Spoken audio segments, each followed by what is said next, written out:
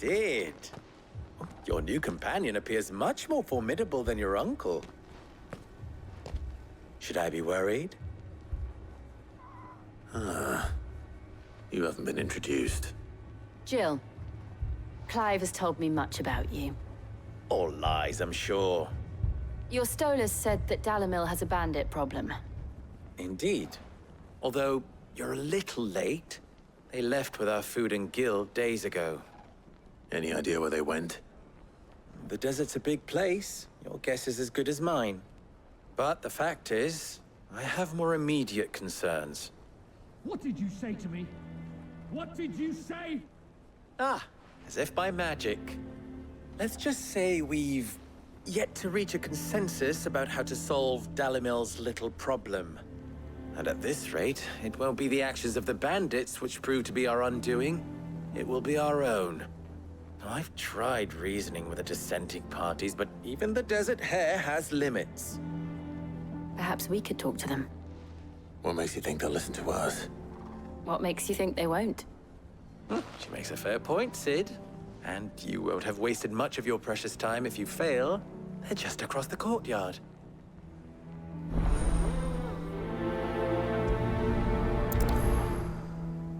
Suppose we just follow the shouting.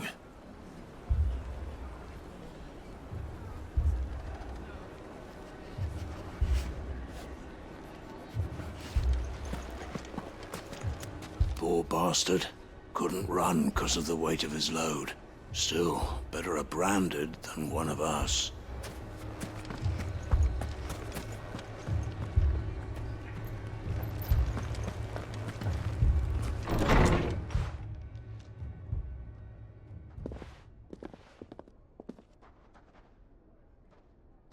You wouldn't talk like that if it had been your men whose throats were slit. Blood for blood, it's the only way. We hire mercenaries and have them mount the bandits' heads on our walls as a lesson to the rest. And what happens when those mercenaries are slaughtered like your men? Are you going to hire more? We're better off using that coin to buy food and supplies. If we hire mercenaries, the only thing we're buying is the bandits' ire. And you cannot fill empty bellies with that. Do you hear me? But what happens when they come back? Maybe it'll be your throat that's slit. That's enough. Both of you. Any more of this and I'll throw you out myself. Come back when you're ready to talk like adults.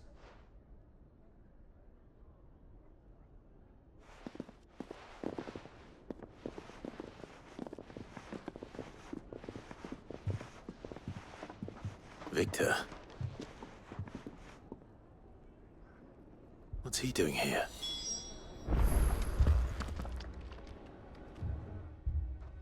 Sid. And Lady Jill. What brings you here? I was about to ask you the same thing. Costness is in chaos, and the markets have all but ceased to operate. The Briar's Kiss here in Dalamil is the only place I can reliably obtain supplies. I was here to do just that when Master Lubor told me of his troubles. He thought I might be able to talk some sense into these fools. But if you're here, I suppose his patience must be waning. Who are those people? Those were the thorns in Lubor's side. And the reason this place might be headed the same way as Costness. It's these accursed skies. The darkness is enough to drive a man to madness. Or an entire city, for that matter. We're still working on the skies. But in the meantime, perhaps we can find a solution to Dalamil's problems. I hope so. For all our sakes.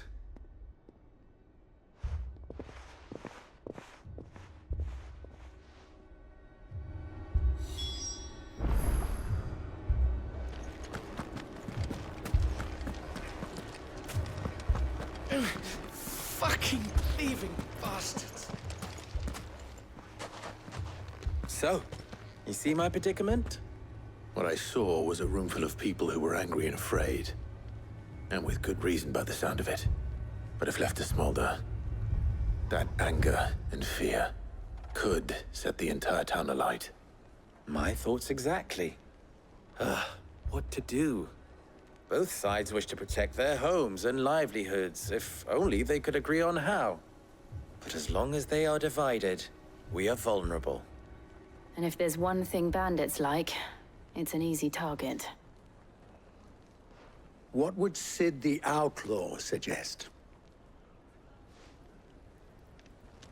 Well, if it were my namesake, he'd let them choose for themselves, and be on hand to pick up the pieces when it all went wrong. That sounds like a recipe for disaster. A recipe for disaster is precisely what it is. But perhaps that realization would be enough to make them question the ingredients. While it's plain neither Conrad nor Natalie will countenance the other's proposal, it may still be possible to make them doubt their own. Before presenting them with a third option. And that would be? To pool our resources and save the city ourselves. Why fight each other? When all that fear and anger can be directed at the bandits. It appears we have a plan of action. Victor, pay Conrad a visit. See if you can't convince him of his folly. I'll speak with Natalie. As you wish. Your faces are not well known in this town. That may prove useful. Don't worry, Victor and I will do most of the talking. You need only play along. Play along. What he means to say is yes.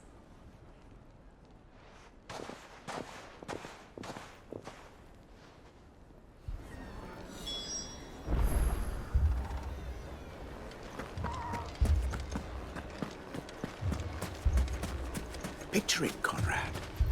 Your own city guard. With you as captain. Me?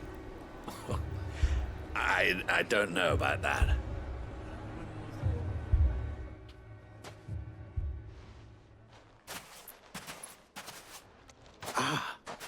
Here she is. The Lady of the Spear herself. Conrad, may I introduce you to Jane, commander of the Red Wings, the oldest mercenary guild in the Free Cities. A pleasure, my lady. The pleasure is all mine. As I told you, I summoned the commander here from Canberra to inquire about a contract. Victor says you told him no. That there aren't any men left to hire. Is that true? True as the crystals cracked. Nobles came and claimed every last one worth his salt. And not just from us Red Wings. You know of the 7 high houses. There must be 2 swords assigned each one. Granted, we have a few boys left. If it's boys you're looking for. Well, Conrad, are you saying that Dalamil's finest cannot defend this town better than a gaggle of unblooded striplings? That a band of beardless youths could better avenge the deaths of your brave men than you yourselves? Absolutely not. We'll show those bastards who they're dealing with.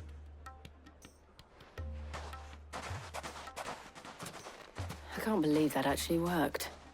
Conrad's not what you called the brightest candle in the crypt. And there's a reason why I had you do the talking and not Sid. Well played, my lady.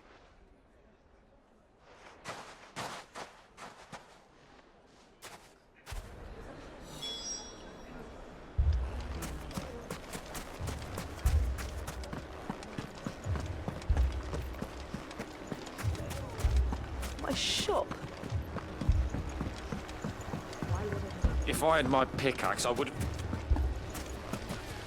I mean, it may still be possible to buy something, and we may yet be allowed to keep it.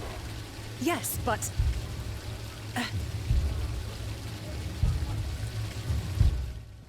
Here he is now. Natalie, allow me to introduce Lord Underhill of Randalar's prestigious League of Merchants. Lord Underhill. At your service. Underhill. I was just telling the good lady of our conversation, my lord. and how you were lamenting the state of the capital's stores. Lubor says that not only are the granaries almost empty, but that war and the Blight mean this season's harvest won't be enough to fill them for winter. Indeed, certainly that is the case. The nobles in the capital are buying up the city's stocks of barley and wine, driving the prices higher than most commoners can afford. It is only a matter of time before the peasants revolt. It is worse than I thought. If what Lord Underhill says is true, I fear we have little hope of supplementing our stores, meager though they regrettably are. And while I applaud your endeavors to dissuade our more bellicose citizens from seeking vengeance, I sense Conrad is not wrong in his assessment of the bandits' likely return. Which means that now, more than ever, we will need to secure what little we still have. Food, weapons, herbs, everything. If our humble town is to endure not only this hardship, but those that are certain to follow, we must stand united. All right. If it will help to protect my home, I'll do it. But you needn't have gone through this charade.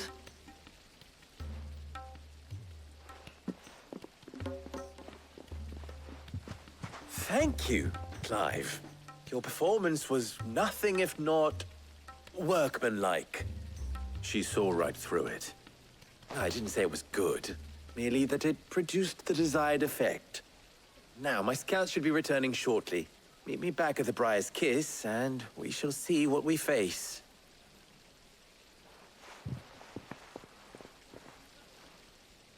I'm not convinced our roles in this ruse were entirely necessary. I don't know. Conrad seemed quite taken with you. It appears I have no choice but to do what little I can to defend what little we have. Mummy, I'm scared. Oh, I'm ruined. Good news, Sid. Both Conrad and Natalie have somewhat gracefully accepted their new roles. With time, they may even learn to. Time no longer appears to be the luxury it was before lunch. I take it your scouts found the bandits. Technically, it would be the bandits who found my scouts. It appears they march for Dalimil as we speak. All of them. You're not serious. They don't just want food, they want the whole damn town.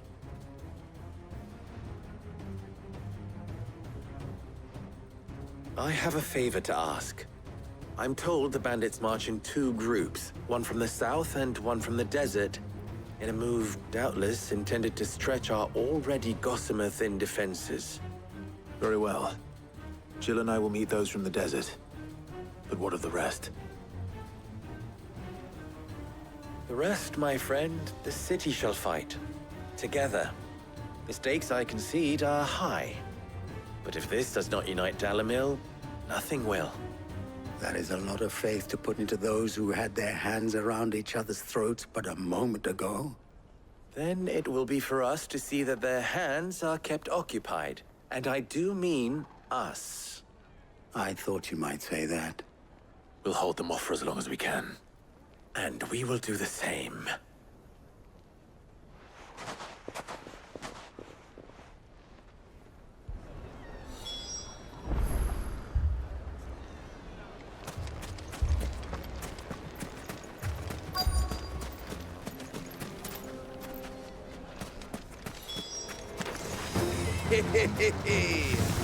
No women folk have come to welcome us. I'll take that one. These are all yours.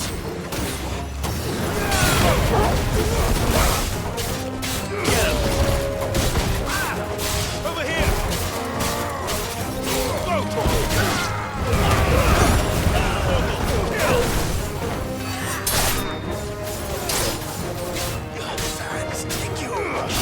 This one.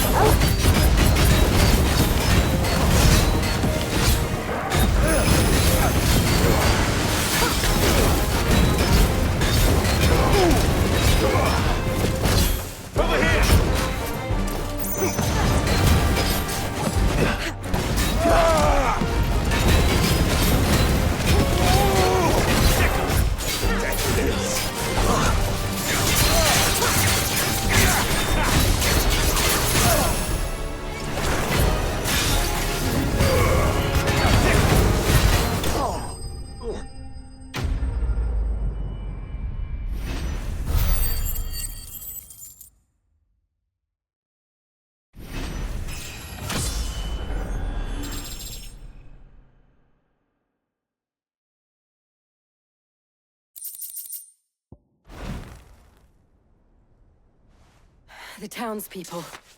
Could they have held out? I don't hear any fighting.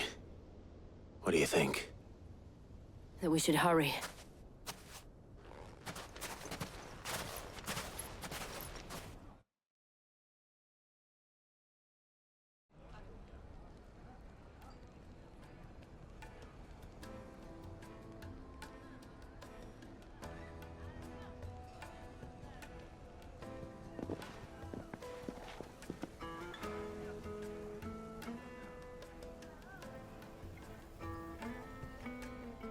Natalie, I owe you an apology. You did well out there. The inn would have been lost had you not held the line. Without you, there would have been no line to hold. You saved us, Conrad. You saved Dalimil. We all saved Dalimil.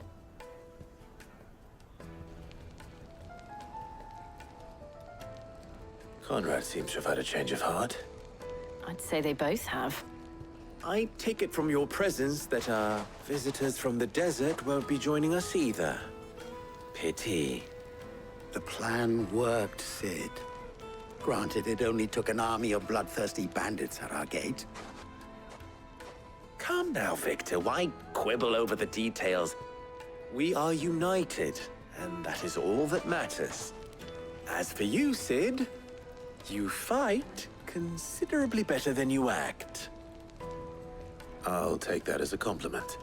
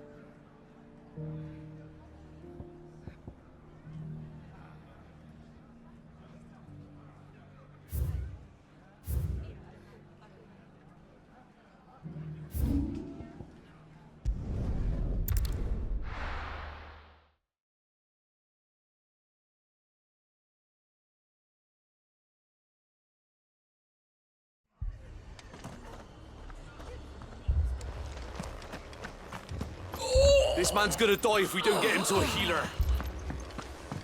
But all our beds are taken. Martha, it's good to see you. And you, Clive. Jill? Otto said he'd been attacked by a Kashik. What exactly happened here? Those skies are what happened.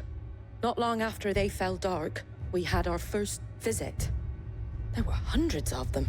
Tried to storm the hill. Only a handful made it up here, but that was more than enough.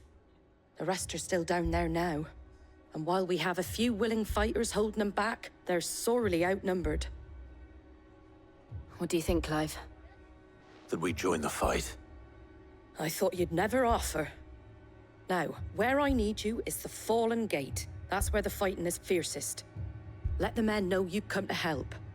Something tells me they'll be pleased to see you. We're on our way.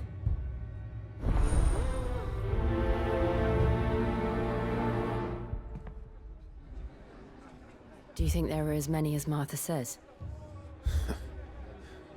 More.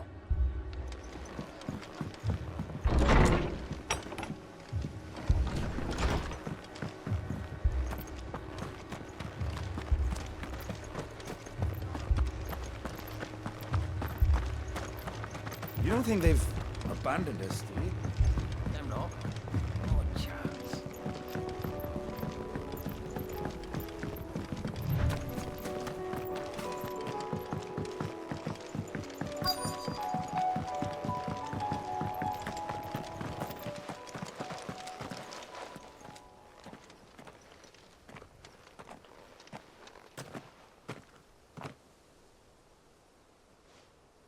Clive, wounded.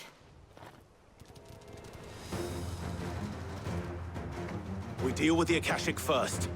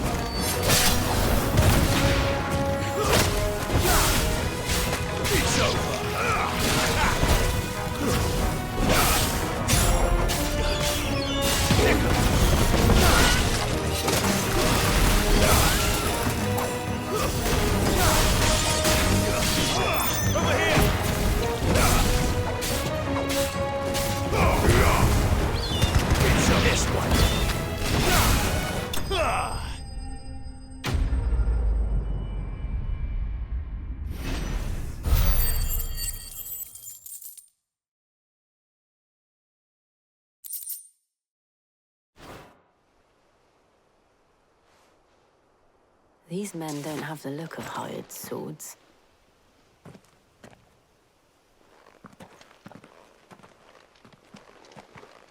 If you've come to rob this place, You are mistaken, my Lord Rosfield. We're here by Madame Martha's leave. how do you know my name? Forgive me, my lord. There wasn't time for introductions. We're with the Guardians of the Flame. Wade's men? But how did you come to be here? Where is your commander? Sir Wade left earlier with a scouting party to find out where the Akashic were coming from. Did he? Take your wounded back to the inn. Martha will see you're looked after. We'll join you anon.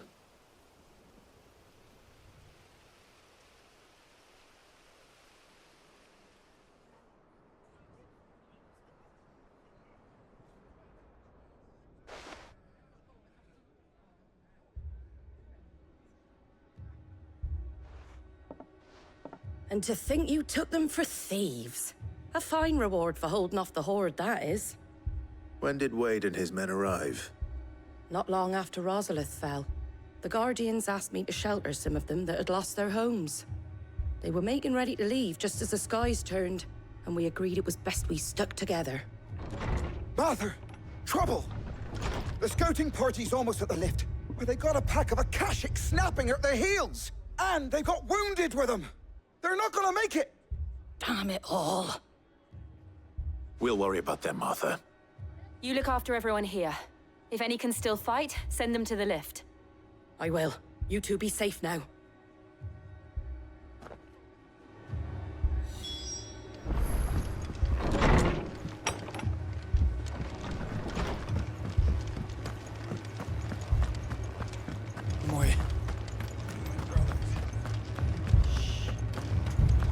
Mad dogs. Aloft.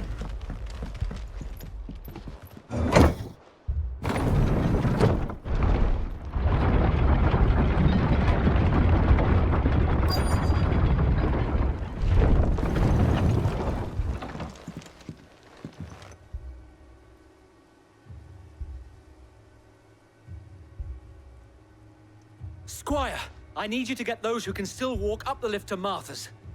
But what about... I didn't ask, Oscar. Sir.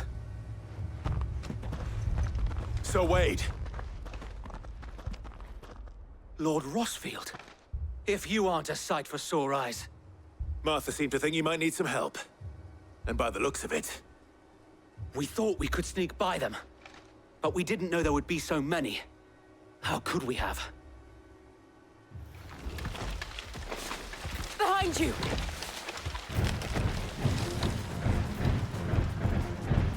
Damn it! We need to get the injured to safety. Do you think we can hold them off? We can certainly try. Are you with us, Sir Wade? Always. Then let's do our duty.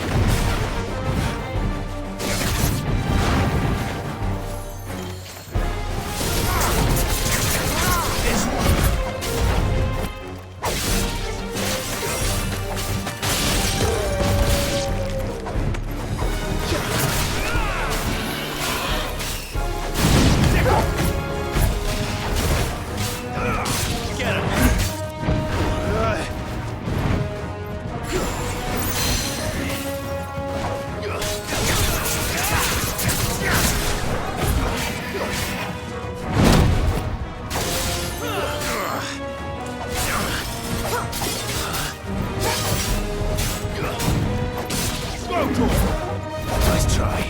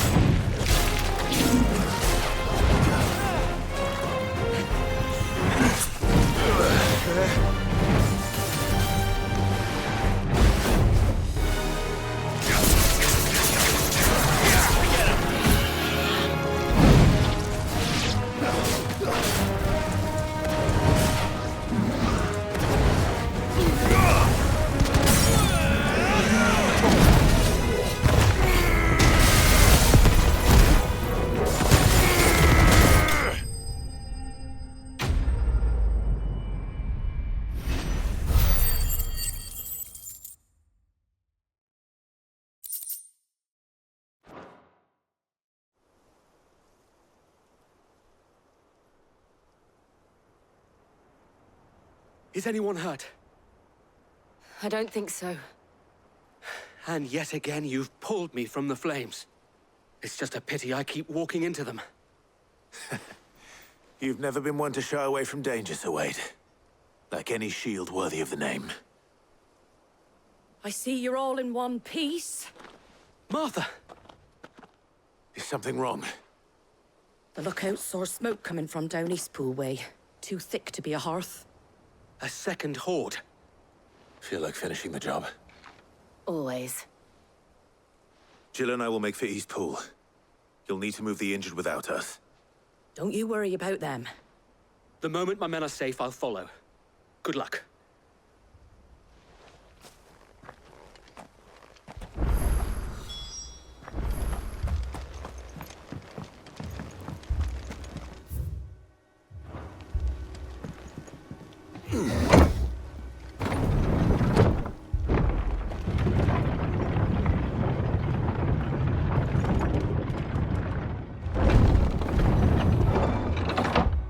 After it.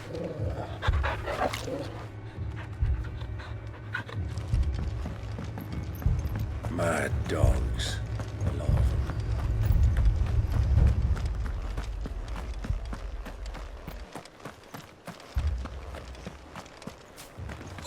man's gonna die if we don't get him to a healer.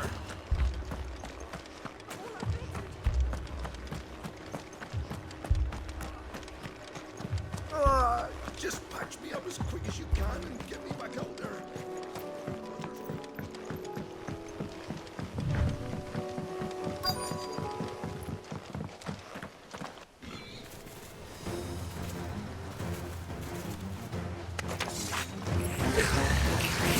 They're headed for the rest. We have to slow them down. Martha and the others won't be ready. This one.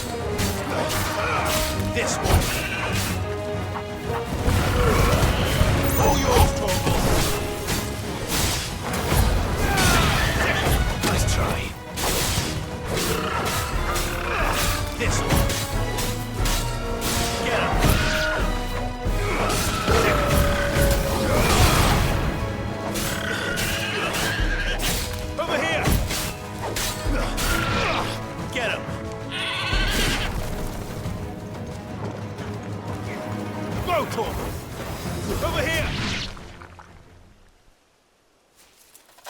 Something's coming.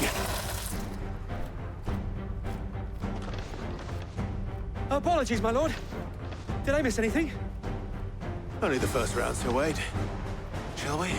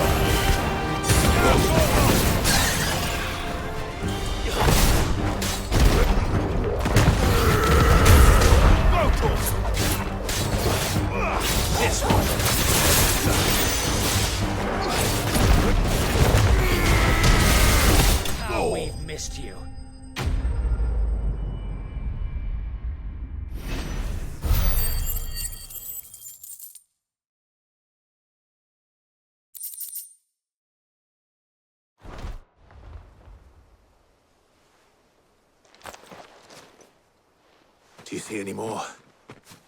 No. I think that was the last of them. But it won't be long before the next lot arrive. Then we make for Martha's while we can.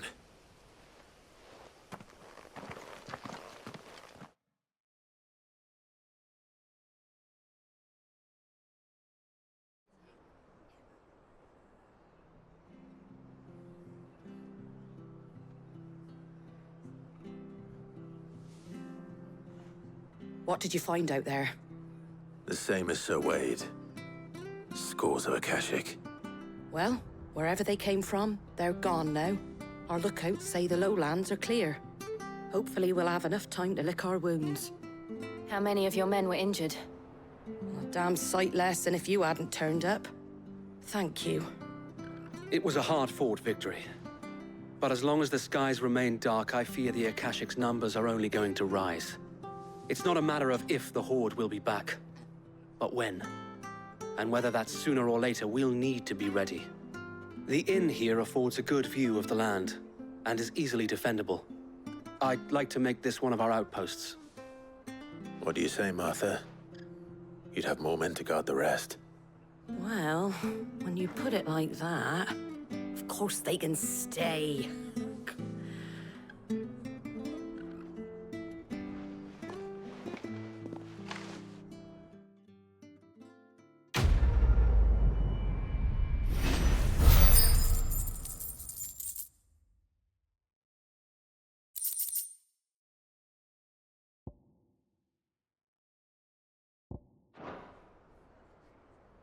My lord, there's someone I'd like you to meet. Oscar, over here.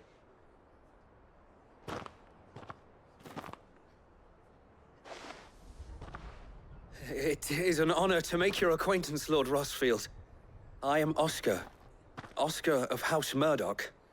Murdoch? I wasn't aware the Lord Commander had children. Oh, he didn't. But his brother, my father, did. I am Sir Rodney's nephew. Well, go on, then. It's not for me to ask him. Yes, Sir Wade.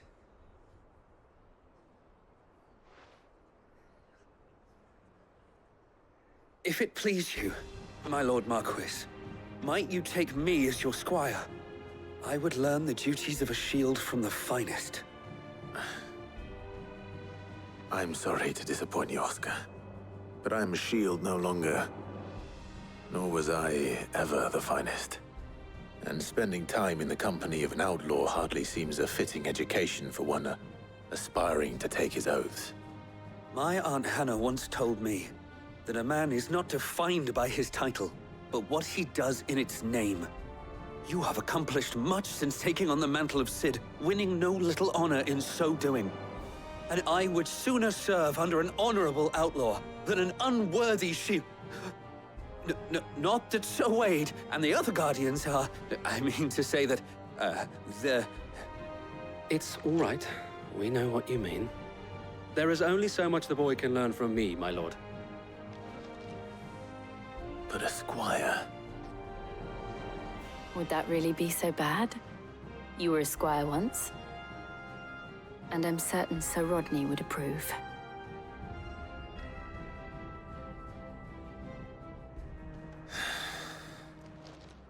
Know that I'll show you as much leniency as your uncle showed me.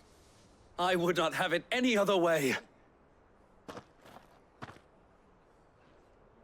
Our friends seem to have things under control. For now, at least. Let's go and put Otto's mind at rest.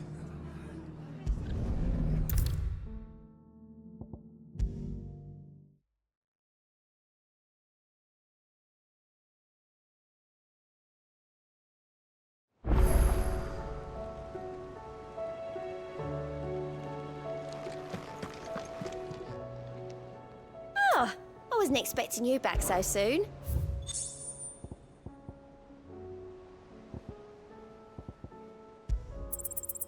Here you are. All done?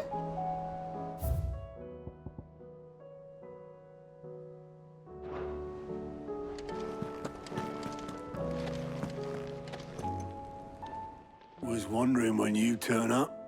Had owls from all our friends thanking you for your timely intervention. How is it you always manage to arrive at just the right moment? Luck, I suppose. Any word on the rest of the realm? Let's see. Storm's still crying out for mother crystals. The nations are still in chaos. And the skies are still the color of a kick in the kidneys 2 days on. So... Right. Clive, we knew this was going to happen. Well, not the bleeding skies part, but you take my point.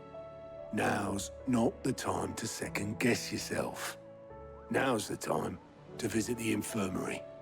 Tyre says your brother's awake. Thank you, Otto.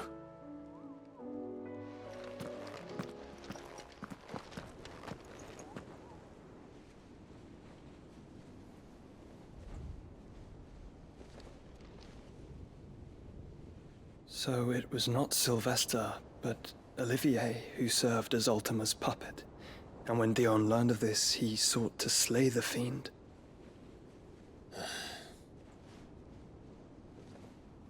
Only for his father to take the spear that would have freed him. Enough to drive a man to madness. Small wonder he hasn't stirred. I would be afraid to wake. Had I but reached out to him sooner, warned him of the threat Ultima posed. But now, both an empire and her prince lie broken. Joshua, what do you know of Ultima?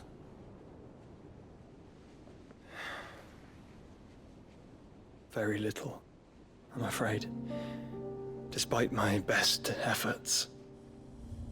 18 years ago, as I lay buried beneath the rubble of Phoenix Gate, 'twas not death who came for me, but another.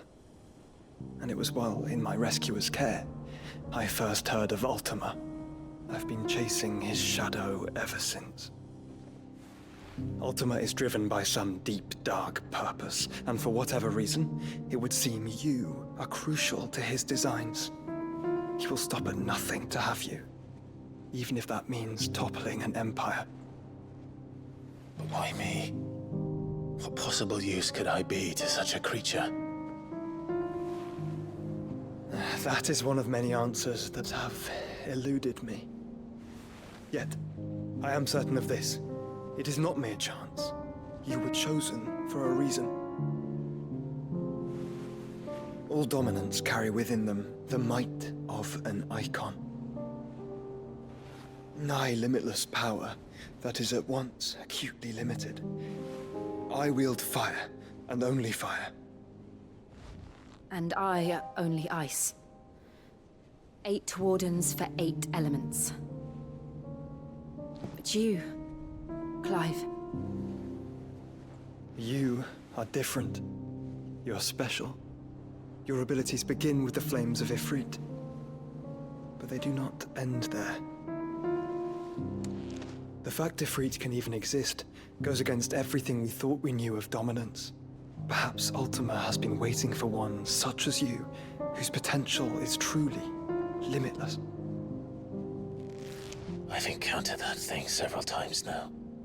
If it or he, as you say, needs me, why hasn't he claimed me as he did the boy? Were I to hazard a guess, I'd say the two of you are somehow incompatible. His mind not properly attuned to your body. His mind? Mind, awareness, spirit, call it what you wish. But I believe Ultima to be an embodiment of the concept. This is why I struggle and fail to contain him here inside me. I'm sorry. Inside you? With every setting sun, I feel my strength wane. And though the Phoenix's flames mend the prison I have made for Ultima, they do so at a cost. We must find a means to bring an end to him before I meet my own. What were you thinking? It was that or let him take Clive. And I've always had a soft spot for my brother. But that doesn't mean you should sacrifice yourself to save me.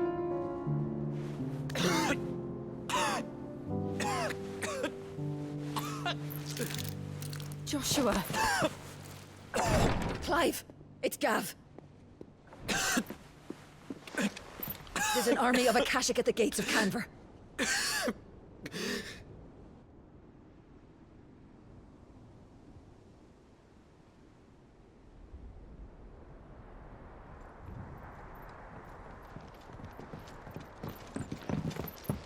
Well, what's the short of it?